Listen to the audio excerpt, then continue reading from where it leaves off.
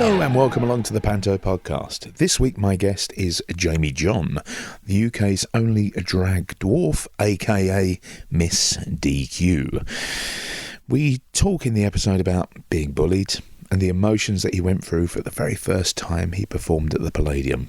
You can catch Jamie all over the country, who's going to be touring for the 2020 season of the Ladyboys of Bangkok as well.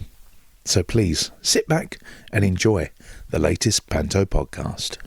My guest today for the Panto podcast is Jamie John. Hello, Jamie. Hi.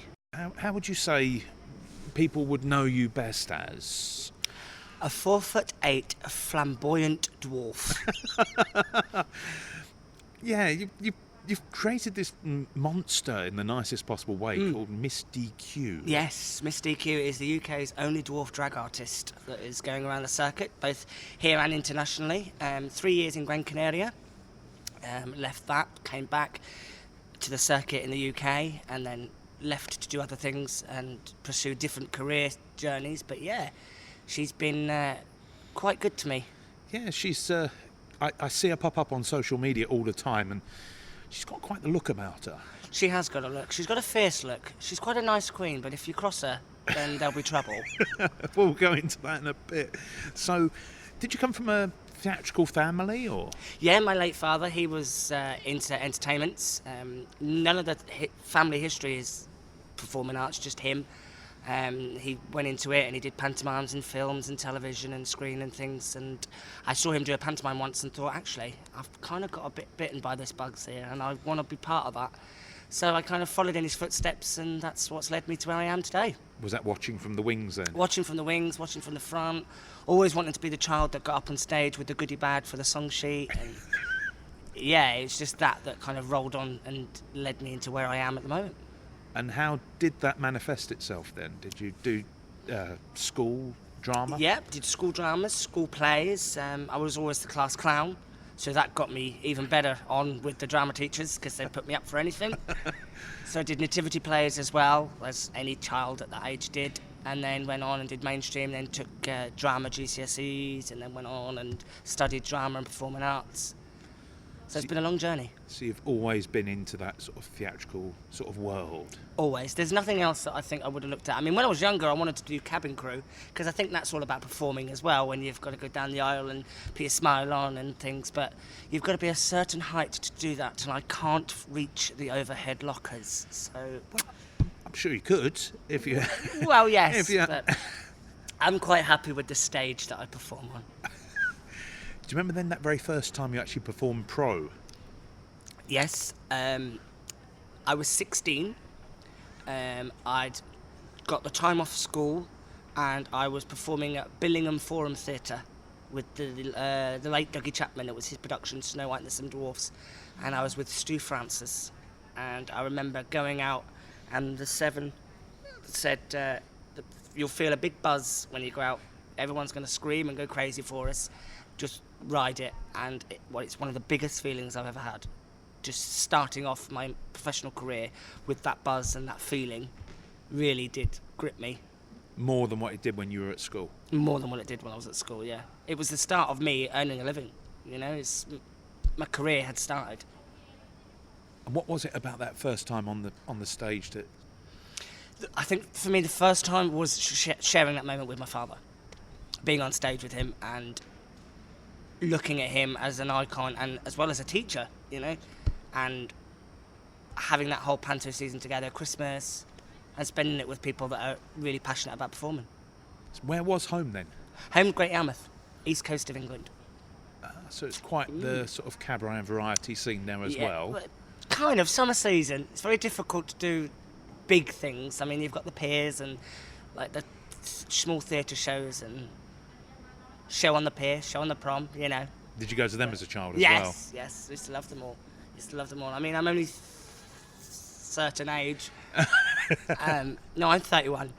And I grew up with like the Cannon and Balls and the old school music hall variety and things like that. So I used to love all that as well, watching that as a kid on TV and tape and getting to know different styles of performance, not just panto or what you'd see in your local peer, you know. Well, it's true.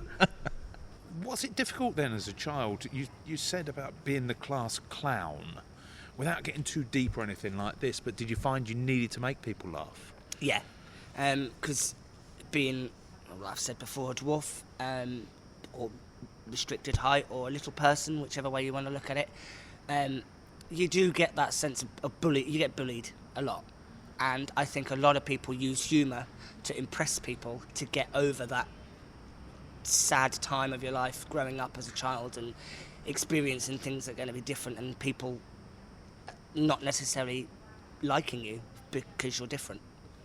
Was that what it was, really? Pretty much. Was it quite tough then? Yeah, school was tough. First school, middle school was always tough.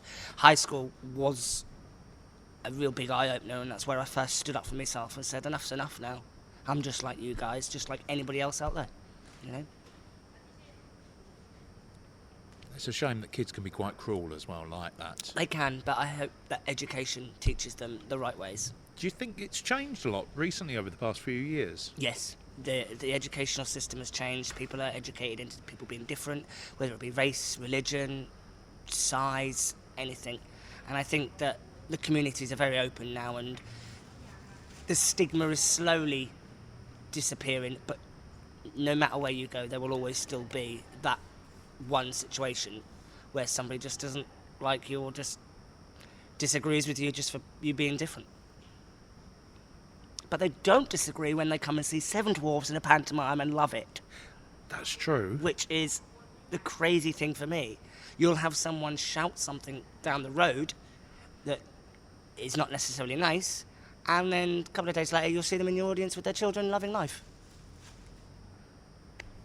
Do you think it's partly where people are fearful or scared of something different? Because I'll be honest, I don't know anybody with dwarfism apart from friends I've made through the podcast. But before that, I knew nobody. Do you think that could be part of it as well? Yeah, there's always the people wondering what it's like to be different, and there's also people scared because that person is different, because they've not necessarily met someone like us before. But just do the gentleman thing. Give us a smile. Say hi. There's nothing wrong with good manners. Do you think a lot of it, though, is ignorance as well? Yeah. A lot of it's down to ignorance. And I don't think love nor money, for as much as we try and push, and like I said before, there's always going to be that one situation wherever you go that's going to be negative.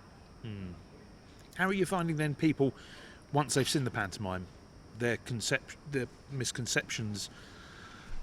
Oh, people love Panto. It's the magic of Christmas, you know? Seeing Seven Dwarfs on stage and the kids' eyes light up and them be over the moon and so excited that they've seen Snow White and her 7 friends.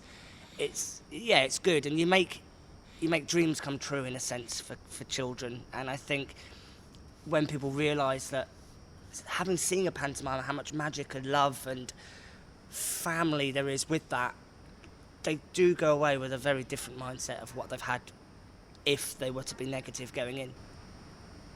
What about then stage door? Do you find I you love do a lot of stage door. Stage door work? Oh, I love it.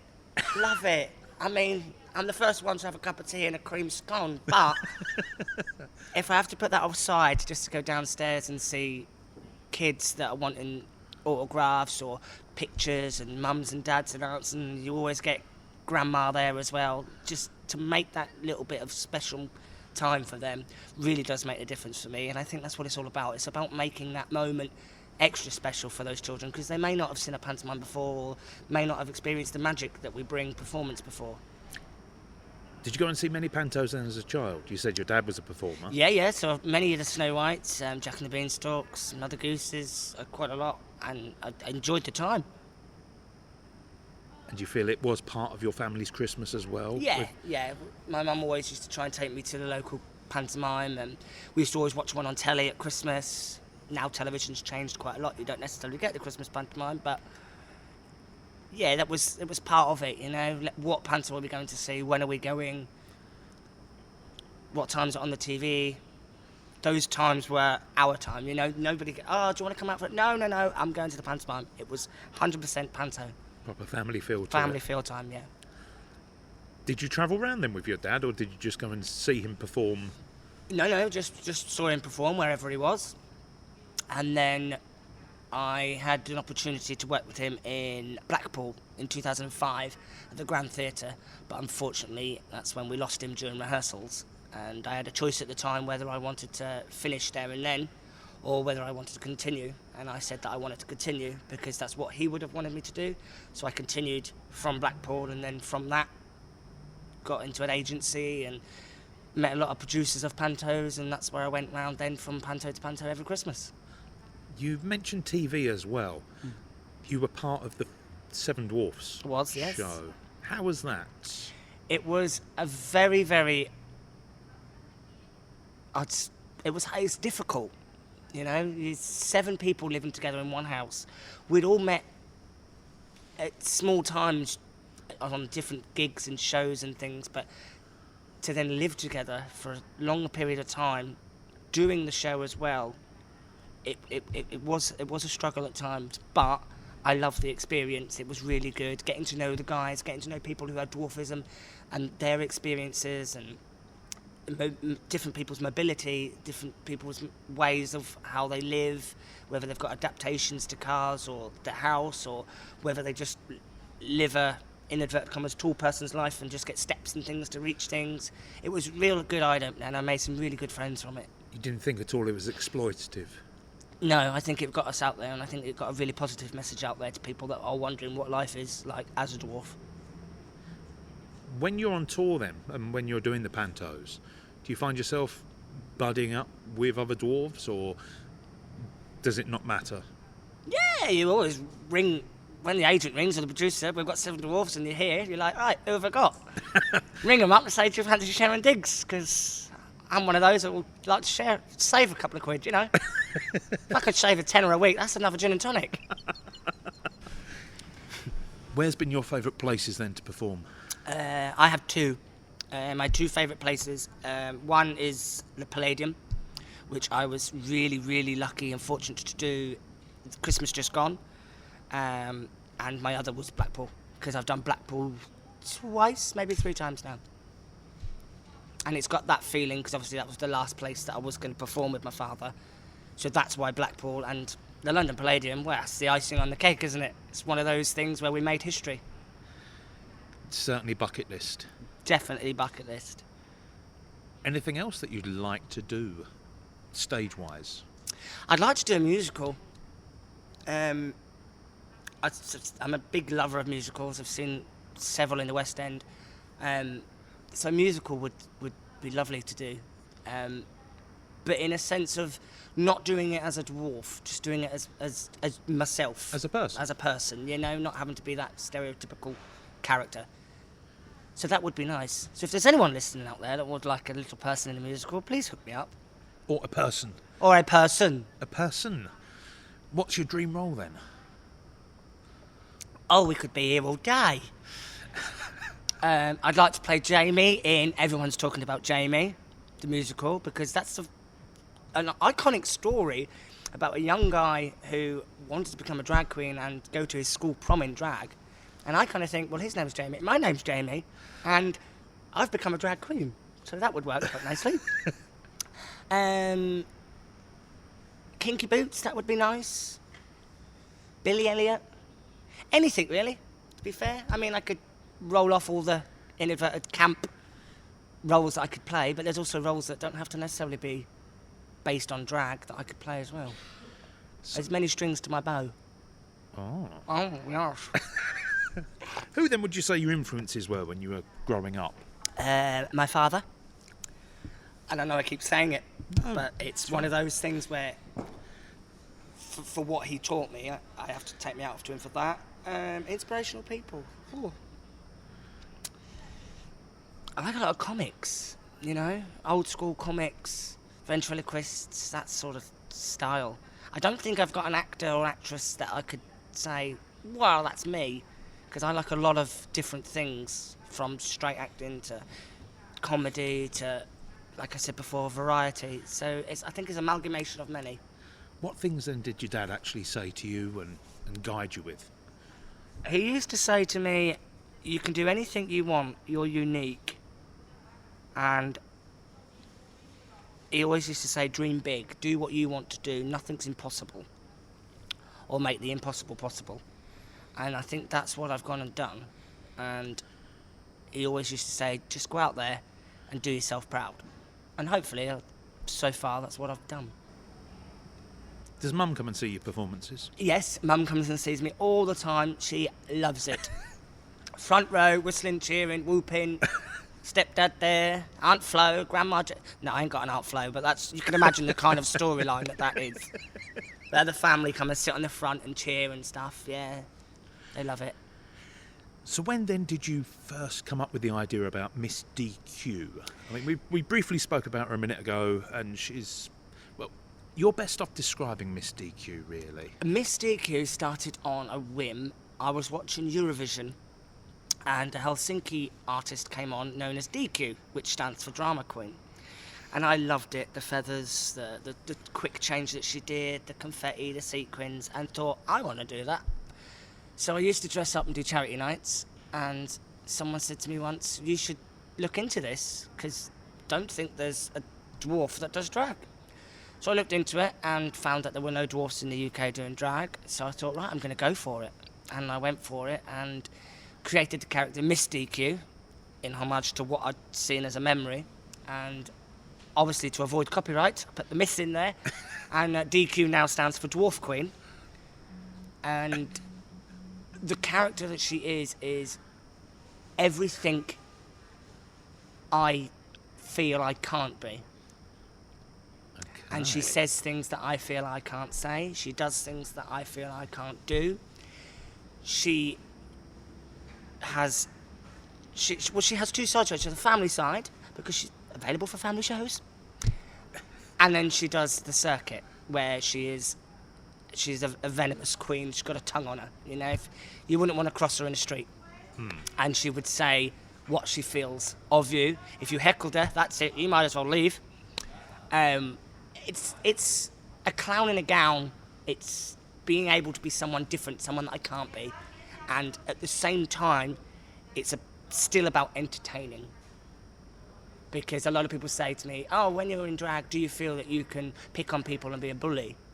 And I say, no, I've had that in the past. This is my way of celebrating a different character and making people enjoy themselves in a different manner. Do you embrace the heckles then? Oh, yes. Love it. Love it. You know, people will be listening now and going, right, then we're going to have to work on something here. And Yeah, by all means. If you're on social media, follow me on that, Miss DQ, the Diamond Diva, and I'll tell you how fierce she can be. So where's that taking you then? Well, as I said before, it took me to Gran Canaria for 3 years. It took me to Spain, Salou. I was there for 2. And then after doing the sun, sea, sand and sangria, as many would say, I thought, enough's enough, so I've got to go home now. And I came home, and it's took me to London, Scotland, Wales, it's took me to Ireland, all over the place. The biggest performance I've done in drag would be 14, 15, 16, I think 2016, maybe 17, I did main stage Mas Palomas Gay Pride, and that was in front of 10,000 people.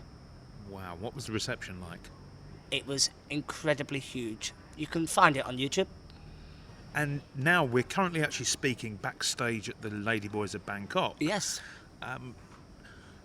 How did that come about, your involvement with the Ladyboys? Well, it randomly came about via social media.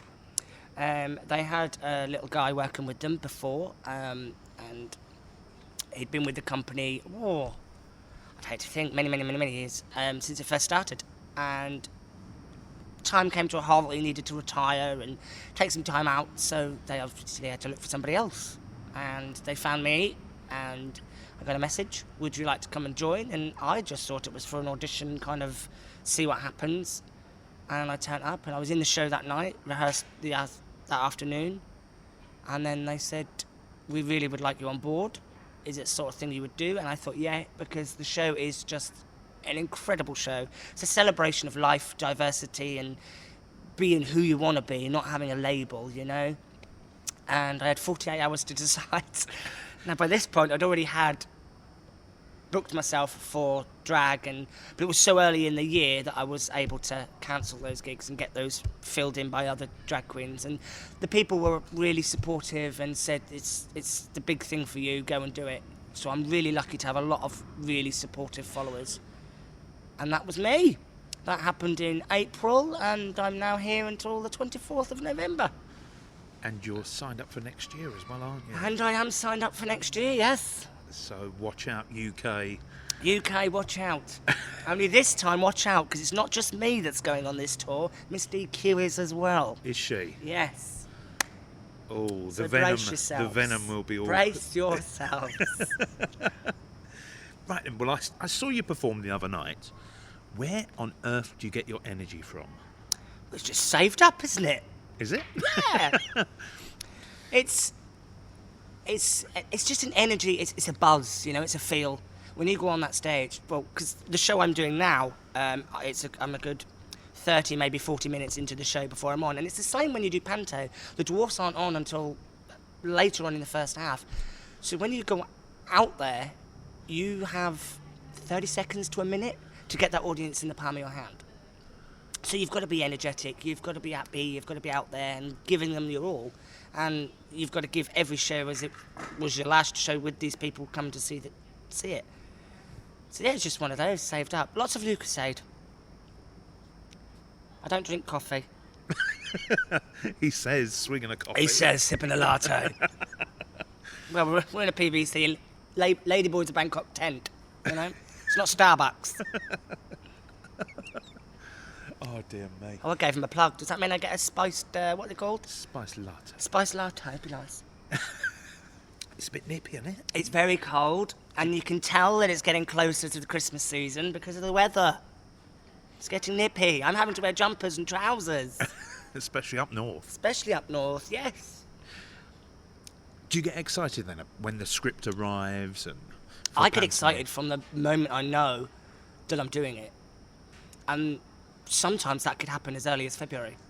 Really? So you can't say anything for such a long time. And because pantomime has got so big, and it's more of a musical, huge production than it is just an inadvertent pantomime, you know? So yeah, and we have big launches, and still you can't say anything, and you're itching to say something, but you can't. But yeah, as the months go on and that script arrives on your doormat, you know, one, it's going to be very cold weather, and two, you've not got long till you're on the stage. So that buzz really starts from then. And it's a nice thing as well, because you get excited about walking through the rehearsal room doors, who you're going to see, who you're going to say hello to, who'd you meet, who've you seen before, who's brand new, what stars and headliners that you're working with. Do you get the nerves? Yeah, always. Always get the nerves. I mean, I say I don't to other people. No, I'm fine. But I walk into there and I'm like, you know. Yeah, and the first night of the show, and especially press nights and things like that, the nerves are there. But I think every night I'm nervous because you don't know who's in the audience watching. It only takes one person to come in and go, right, I'm the producer of this and I want you, so you've got to be kept on your toes. Do you read the reviews? Sometimes yes, sometimes no. And you're probably now going to ask me why sometimes yes and why sometimes no. Sometimes yes, sometimes no. Are there Sometimes- different reviewers as well? That Yeah, we get a lot of different reviewers. you regard their opinions more than others? Yeah. With every reporter and reviewer, the way they write is the way they feel, and I respect and understand that. But sometimes there needs to be a thought process of how people would feel reading it if it was them. And you get a lot of play on words like, the dwarfs fell short, or we were short on seeing the dwarfs because they weren't in till 45 minutes into Act 1, and you're like, okay, we've got a hugely amount of talent within 7 people there. One may sing, one may. I mean, the Palladium last year, Craig, he had a song and it was absolutely phenomenal. And Ben Goff, he was driving us on this huge electric train. I did backflips and acrobatics. Those things, I think, should be brought in to a review. Not just, the dwarfs were great, but they were short on this, and it was, well, this was great, that was great, this was great, that was great. You know what I mean? So try and get a cheap laugh. Yeah, in some of them. But then some of them are really supportive that companies, production teams are using little people for Snow White and the Seven Dwarfs. They're not using dancers on knees or juveniles with puppet heads on. And that's the nice thing to see, that we have got a big supportive following of reviewers that like to see that. Is that quite annoying then, as a performer, to see yourself kind of being put out of work by dancers on their knees and things like that? It is. It is annoying because there's so many people out there that have got amazing talent that could go onto the stage and be a part of the Magnificent Seven. But I suppose a lot of companies look down now and think of costs and budgets, and if they're going to have a big name playing the lead, whether it be Wicked Queen, whether it be Snow White, whether it be the Prince, then they're going to cut back, and unfortunately it's the Seven Dwarfs that get cut back. What about other pantos? What other roles have you played in other pantos? I haven't done anything big professionally. I've done stuff Amdram. I've done Cinderella, Ugly Sisters. Recently I just did I played Queen Rat in my theatre company. I'm a patron of a theatre company in Kings Lynn, which is inclusive for all sorts of people, children, adults, with Down syndrome, ADHD, autism, learning difficulties, behavioural difficulties, physicalities. And they've just done Dick Whittington, and I played Queen Rat in that, which was a funny old twist, but really good. How did you get involved with that then? I was down in the area doing shows and living there, and a friend said, have you seen the Lavender Hill Mob Theatre Company? And I said, no, I haven't. I said, what's it about? And I said, it's inclusive. It has a basis from the Chicken Shed in London. Would you fancy going? And I said, yeah, and I went down and I joined, and then became the choreographer. Then I became assistant director, as well as doing shows. And then I left, and I went on a 10-year break to pursue my career and do other things. And I've just come back, and I'm now their patron, pushing them forward and getting them out there.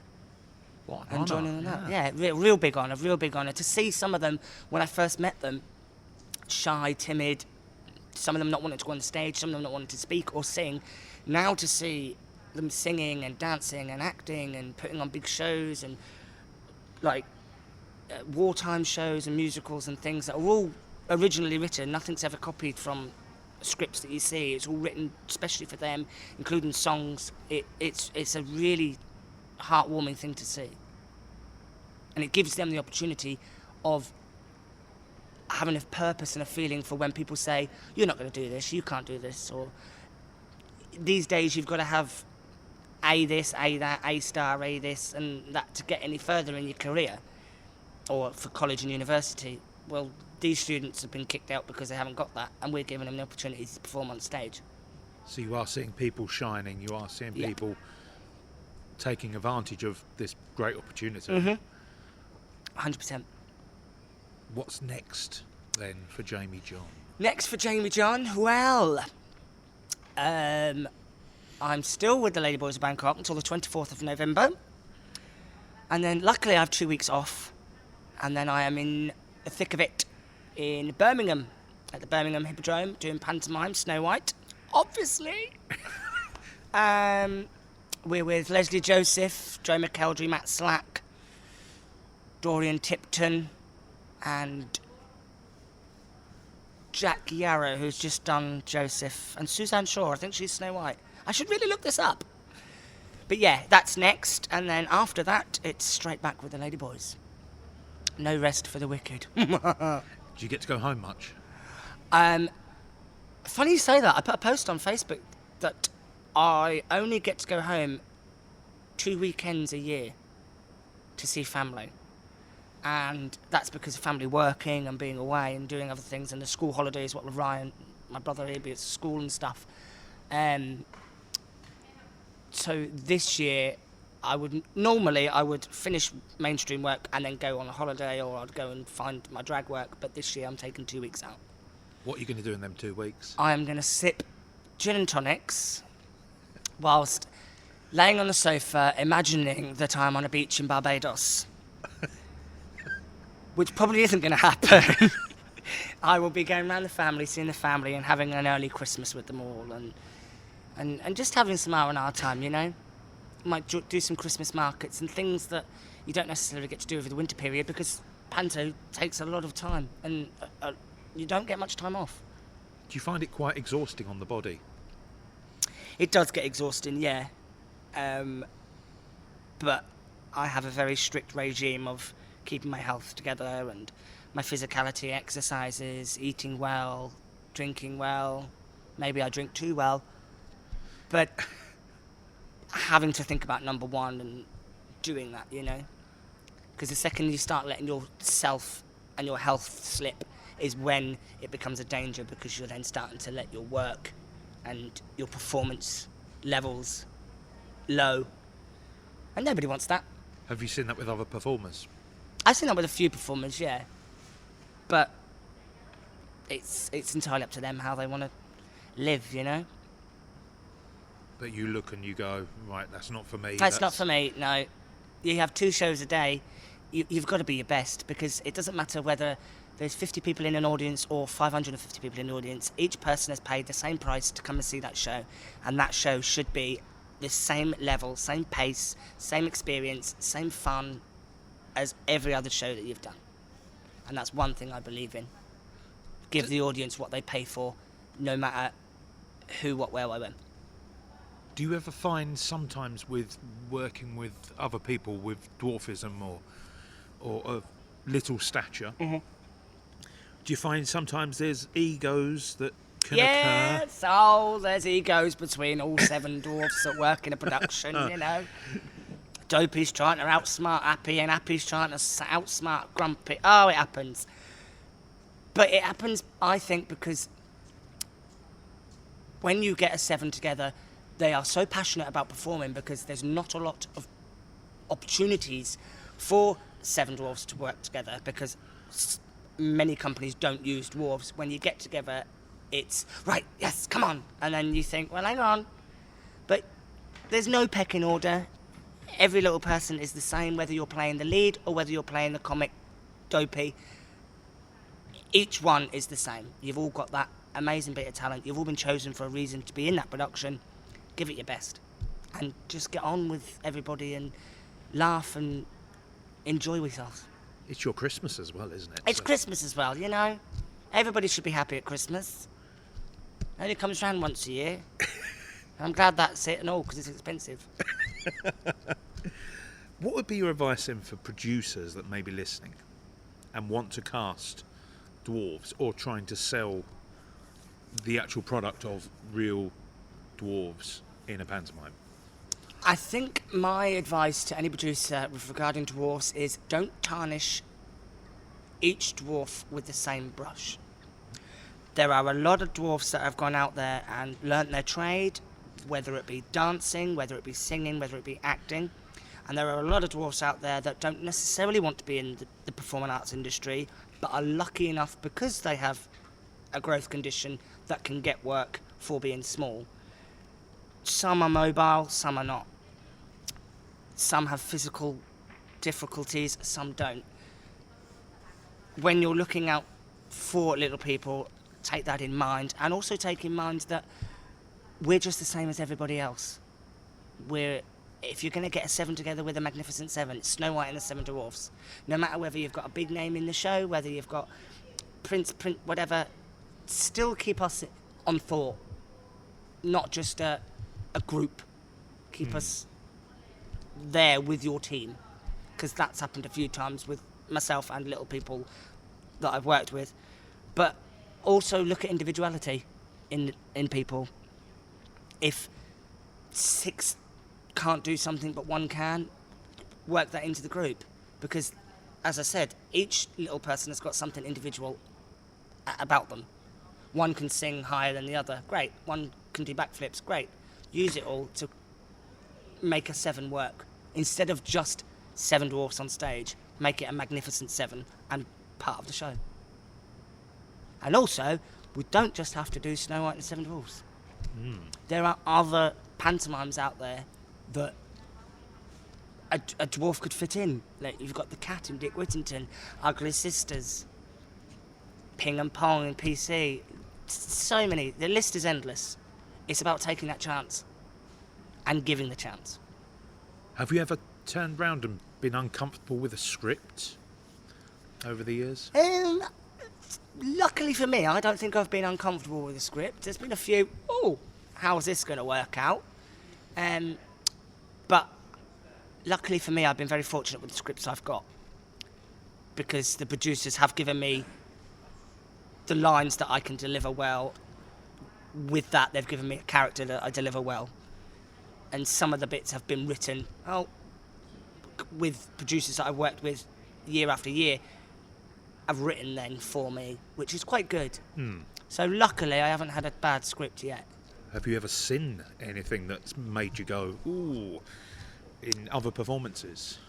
I have seen other performances that have made me cringe and gone, ooh, but I can't say who they are. No, well, of course not. But it's one of those where, again, I'm very lucky to be with the production team that I'm with now, and flying quite well with them, and they're giving me big opportunities on stage with peers as well, which is really nice. So your physicalities, in terms of movements, as I said, I've seen you performing here, Ladyboys of Bangkok, I've seen you performing in pantomimes here, there and everywhere. You are a very, very physical performer. Where did that come from? Was that your dad's? Did he teach you that kind of thing? No, it was going back to school. When I knew I wanted to be a performer, and I knew I wanted to be an actor and be on the stage, I wanted to tick every box possible that covered musical theatre. So that was drama, music, dance. And I remember starting dance at high school, and I was the only boy in the dance class. Me and a load of girls, it was a big eye-opener. But I was accepted by all the girls, because a lot of people then would point fingers, it's a boy doing dance, but I was accepted by them, and they knew that I was passionate about my career and the future that I wanted to have. So that's where the dance came from. So I learnt dance that way. And when you're throwing yourself around, though, because it does look sometimes like, whoa, you're going to hurt yourself. What it's all good. It's all good. It's all trained performance, trained tumbling, physicality. You know, I wouldn't necessarily say it's stunt work, because there's no way I'm doing a backflip off the back of a motorbike. You know, but it's all in hand, and it's all trained, and everything's worked out, and the physicality behind it is very safe. Because it does look quite treacherous sometimes, what you do. That's a good thing. I know, it means you're doing your job properly. It means I'm doing the job properly, and it means that what I'm doing is getting across to you guys. Anything you've been asked to do that you're not comfortable with? Strip. Really? Yeah. I don't get my clothes off. All right, sometimes I take my clothes off. But, yeah, just for the sake of a cheap gag, there's no way these clothes come off. But that's apart from that, that's it. I've not really been asked to do anything out of the ordinary. Just strip. Just strip. That's not a sight you'd want to see. No one listening to this would want to see that. Well, if you do, no. Send me a cheeky message. What's life like on tour, then? Life on tour is very, very, very, very eye-opening. 1 minute you're in a city, the next minute you're in a small village, then you're travelling for hours. For example, our next journey. We're currently in Newcastle upon Tyne. We travel down to Bury St Edmunds, and that's a 6-hour journey. Bearing in mind we're in a big coach, so it does take it out of you. You have to sleep well and know when to sleep and know when to eat, and again keep your physicality up by doing exercises on the bus.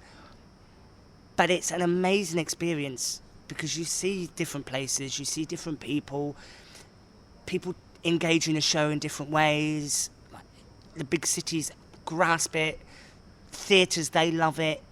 It's an eye-opener for me when we did theatres, because a lot of theatres just sit and clap and applaud, and you might get a standing ovation for any show, and that's the end of it. But because this is a party show, the whole auditorium's up on their feet, second half, and clapping and dancing and loving life. So it's been really great. And it's been something that I've been quite honoured to be a part of, and that I can put on my bucket list to say that I've been on a UK tour. What would be then your advice to any dwarves, little people who may be listening? What would be your advice to them? My advice to anybody out there is, if you believe it, do it. There's nothing that can hold you back apart from yourself. If you want to go on a national tour, go on a national tour. It'll be hard work, but you'll learn from it. If you want to go and do Macbeth or Shakespeare's, anything else, go for it. Why should you be stopped at just doing hi-ho at Christmas? Does it get on your nerves sometimes when you are just required for that hi-ho work? No, because I think the way things have turned around nowadays, the hi-ho has changed a lot. When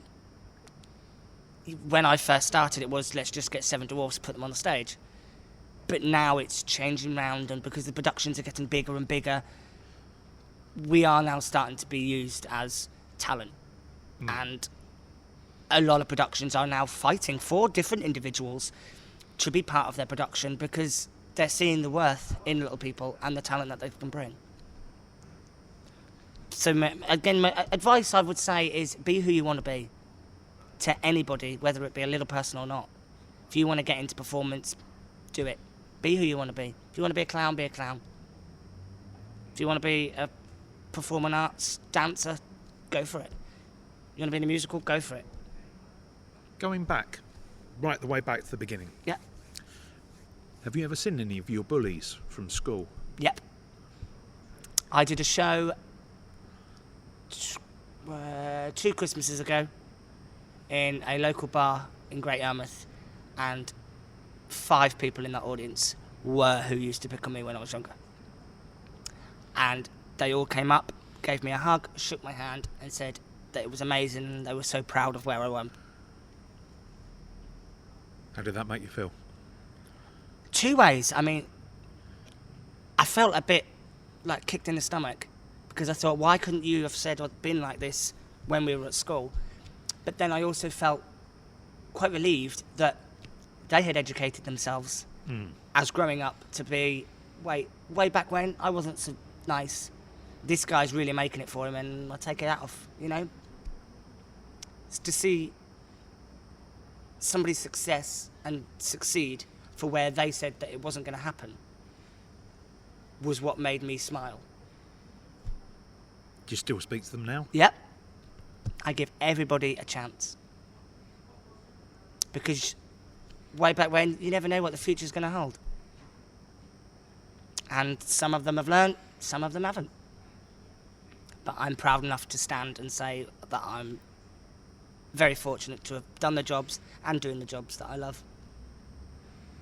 What are the plans then that you've got on your on your bucket list? We've already mentioned about being on a tour. Oh, bucket list. Maybe something with DQ, that would be nice.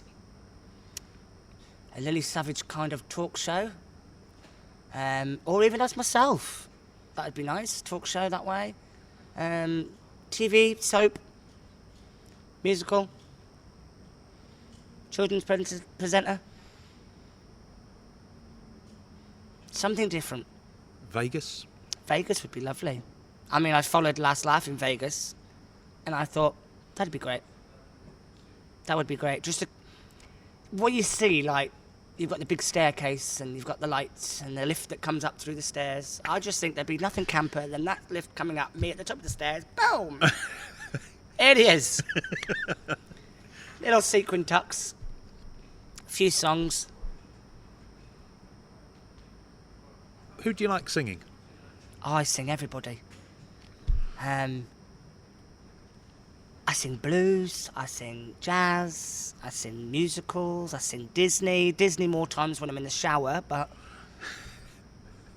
Broadway, feel-good songs, you know? Songs that you'll listen to on the radio and you'll start singing. Or if I'm singing in the supermarket, something somebody else is going to start singing along with. And that happens a lot. I'll just forget myself and start singing and say, oh, someone's happy. And then you'll hear them singing the song that I've just been singing as they walk past. Feel-good songs, songs that lift your spirits, and sometimes power ballads, you know? Songs that have got a real meaning to, that people can relate to. What means a lot to you then? Song-wise, or? Yeah. Oh. I think You Raise Me Up by Westlife, because the song I Am Strong When I Am on Your Shoulders makes me feel that from nothing you can grow to achieve something. And Wind Beneath My Wings, because given the opportunity to be nurtured and to be educated and to be taught, can also give you that opportunity to fly and create your own dreams.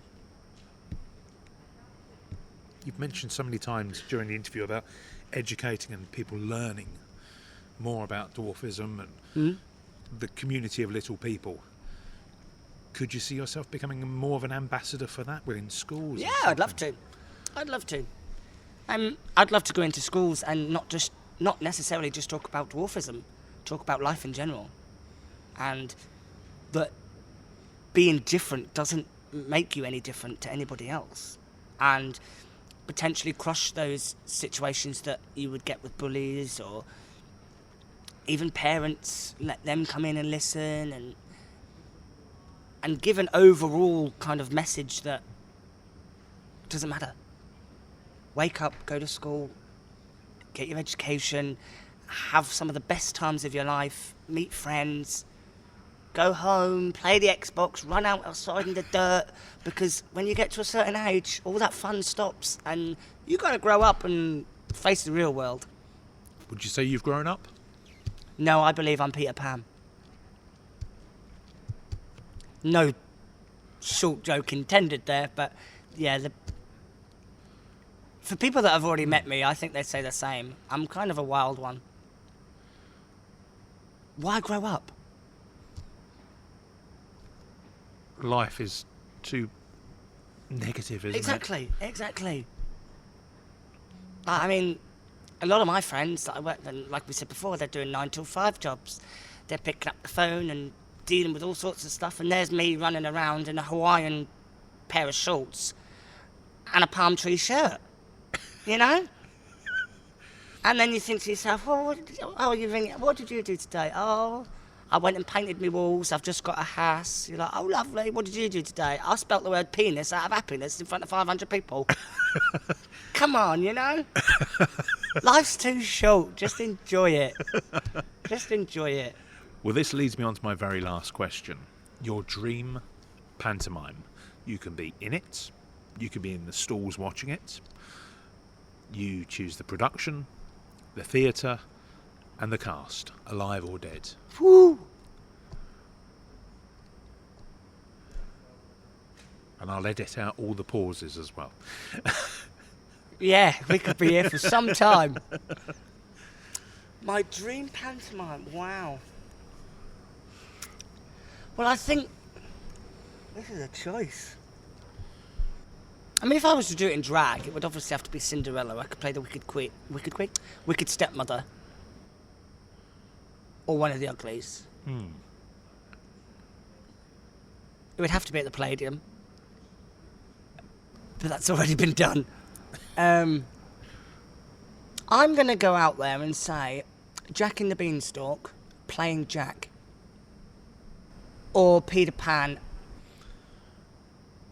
playing Peter. Or even Captain Hook. That would be good.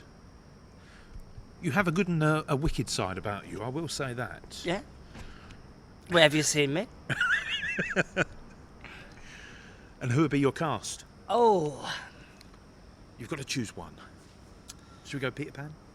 okay, we'll go Peter Pan. Oh, it's a tough one. A real tough one, because all the people I've worked with that have been villains, obviously have all been women, but that doesn't make anything now. Roles are reversal, but Anita Dobson was a very, very good Wicked Queen. But if I was to play Hook, then she'd have to play something else. When it comes to men that are wicked, I couldn't say. Because I think one of the big dreams for me has already been granted, which is when we just did the London Palladium. And we had Dawn French, Julian Clary, Paul Zerdin, Nigel Havers. That was just incredible. And it's one of those you can't really top. So let's go Peter Pan at the London Palladium with that cast. And if I had to, I would play Captain Hook or Peter Pan. But I think that's quite funny. A small person playing such an evil character when the rest of the cast are of average height. You know? Yeah. Watch this space, eh? Who knows? What was it like then when you actually got told that you were going to be joining the cast of the Palladium last year? Oh, it was like a comic slap in the face. Like, just to let you know you're doing the London Palladium. Sorry? What? I heard this? Yes. And then you let it sink in and then you kind of ease out of it. But then you see the press coming up and you see your name mentioned a lot and you're like, wow, this is actually me. And then before you know it, you're in the rehearsal room surrounded by those amazing people and your mind is just blown. And you know from that moment you're making history in the number one theatre that could possibly be. Yeah. What was it like that first time when you walked out onto the actual stage? An unforgettable, emotional roller coaster. Because every single emotion hits you at the same time. And it's overwhelming. And I can safely say all 7 of us came off from that first show, sat in the dressing room, and none of us spoke for a good 5 minutes, and we all cried. Each and every one of us had a tear. Some of us, a bit butcher than others, you know, they had a little shed, but some of us, like me, wow, she's away with it. But yeah, it was an amazing roller coaster of emotions that hit you all at once. And the audience reactions? Just mind-blowing. Mind-blowing.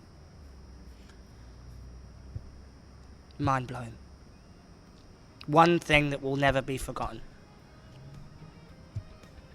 Definitely a big tick on the bucket list. 100% big tick.